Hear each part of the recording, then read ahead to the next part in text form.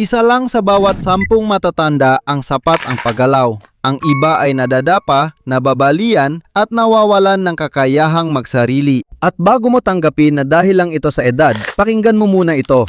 27 eksperto mula sa 13 bansa ang kakapublish lang ng isang consensus. At matindi ang mga numero. Ang dagdag na 10 minutong pisikal na aktibidad araw-araw ay nakapagliligtas ng 11,000 buhay bawat taon. 10 minuto lang. Kung tataasan natin ito hanggang 20 minuto bawat araw, nababawasan ang bilang ng namamatay ng 13%.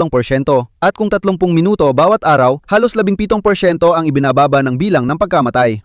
Bakit reseta ng tableta ang binibigay ng doktor mo at hindi 10 minutong ehersisyo bawat araw? Kasi nabebenta ang tableta, pero ang paggalaw hindi. Pero malinaw ito sa mga eksperto. Dapat ireseta ang paggalaw tulad ng pagreseta ng tableta.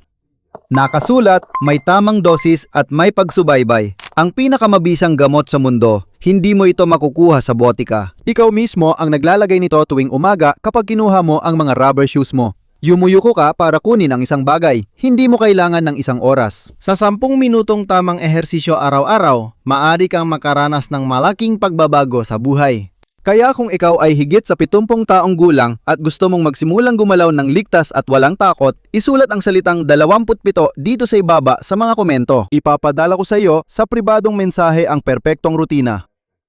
Para makapagsimula kang mag-ehersisyo ng may ganap na kaligtasan. Kung gusto mong makita, pindutin ang link sa ibaba.